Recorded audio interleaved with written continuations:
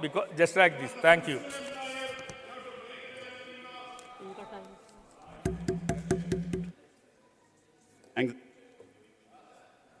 I thank the Chair for giving me this opportunity to intervene in this debate.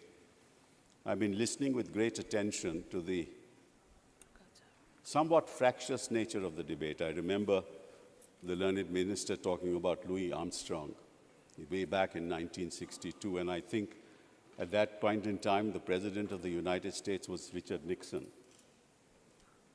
But there was no proceedings in the Senate to celebrate what Louis Armstrong had done. There were no proceedings in the House to demonstrate as to what the great scientists in the United States had done. But we still welcome the Prime Minister and welcome the government for having taken up this issue to celebrate the achievements of the scientific community. Science is a subject that is so far-reaching that it can change our lives. But to change our lives, we have to think about innovations in science at every level. At one level is what ISRO has done, has been able to achieve to reach the Chandrayaan and the South Pole. But at another level, we have to think about 1.4 billion people in this country and ask ourselves the question, what has science done for them? I remember in government, when I was the minister, we started a project called Project 800. That Project 800 dealt with 800 million people who almost live at the poverty line. I asked my scientific community, why do our rickshaw pullers have to pull rickshaws? Because for the kind of gasping that it results in, most of them get TB. And when they get TB, their lives are shortened. Why can't you think of a solution by which they don't have to drive a rickshaw? You may reach the moon. You may reach the stars. You may research the skies. But what you need to do is look after people on the ground. And what happened, sir? We invented something called the Sulekshaw. Now you have, through technology, people don't have to pull weight behind the rickshaw. That is what we were able to do. I also told them, I said, look at the coolies in the railway station. Sir, and look they have to carry weight. Why should they have to carry weight? Why can't we find solutions for them? Look at the way we treat our dead, the corpses, the way we carry them in the vans, and then we try to offload them. Why can't we have a scientific solution for them? I talked about doing research for common people, for planning, for things that will improve the lives of common people. And, sir, one of the problems that we have, and the minister knows it, the kind of funding that we do in research is so minimal that we won't be able to find those solutions. You may, sir, reach man on the moon, but what you have to deal with is man on the ground. May I tell you, sir, one little thing? Sir, nobody had ever gone to the Antarctica. I decided one day that let's go to the Antarctica and see what's happening on the ground there. When we reached there, sir, I cannot even explain to you the inhuman conditions in which our scientists were living. Absolutely inhuman conditions. The result was that 6 months in a year, they have to be in these closed rooms. And by the time they came out during summer, most of them had lost their minds. They came back as broken souls. Why? Because there was no communication with their families and the rest of the world. There were no toilets, sir. When the minister went there, there was no toilet to go to. You can't imagine how we dealt with it. I changed all that. The minister will not talk about it. We changed all that. We brought information technology.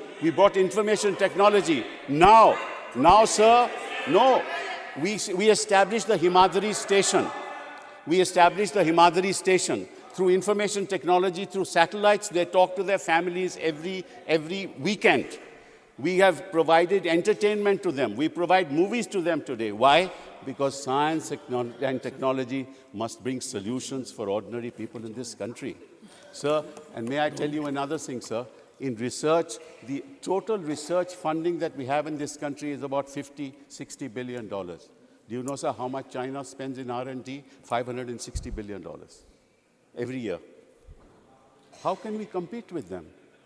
We may reach a man to the moon. So it's a great thing what ISRO has done. And I think we all must celebrate it. But there are miles to go before we sleep. And it is no need to congratulate ourselves for man reaching on the moon. We will congratulate you. We will call a special session of this House when you solve the problems of the people of this country to technology. May I tell you, sir, something very interesting? I set up a system, and because of our Prime Minister, we set up this system near Delhi Gate. I told them through science and technology, without going to any house, we can find out what unauthorized construction has taken place. I actually took them to that place and showed them every morning the kind of unauthorized construction that was taking place. That project is still there, but nobody goes there because nobody wants to deal with unauthorized construction. Please. I informed them that we can actually decide what is the amount of house tax that can be paid without visiting the house. Please conclude. Sir, there are fabulous things that science has done for the common people of this country which are not being talked about today. I want to inform the House. I don't mind sitting down now. I have no problems with that. But I just want to tell you that it is time for people to realize it is, kindly sir, you know very well that we brought out the tsunami system, which is the most modern in the world. In 120 days, we set it up. It's the most modern tsunami warning system in the world. And everybody appreciates it. We did it during our time. So we must congratulate you for what you have done. But remember, it's not enough. It's not enough to congratulate yourselves. It's not enough to congratulate the only thing. Sir. Thank you. Thank you, sir. Sir, normally, one second. Okay, 1 minute. 1 minute, please. It will start. You are in a hurry. Yes. Thank you very much. There, sir. Thank you very much. Maybe on another 1 minute, day. sir. Another day you will let me speak. Thank you very much. No, Mr. Sibal, you can take 1 minute. Your mic is on. So what I was saying was in agriculture, we set up a system through which we can find out the moisture in the soil. We can inform the agriculturalists as to when the rain is going to come, when this particular plot of land doesn't have enough moisture so that the agriculturalists can actually access water to. We were able to tell fishermen as to when the chlorophyll in the ocean was enough for fish to come so that they didn't go and fish. We were able to tell the fishermen of this country the warning systems as to when it's going to happen. We, in fact, the entire climate system was in analog mode. We changed it all to digital mode. So the kind of things that have happened in this country are so great that we must celebrate science on a daily basis. And so the last thing that I want to say, and that is this, sir, not only this, we have actually in the biotechnology sector done so many milestones that we have achieved in this country. But people don't talk about that because people want to use this forum as a forum to pat themselves on the back. Thank you very much. Shri Prakash Javadekar. Sir कितना समय है मेरा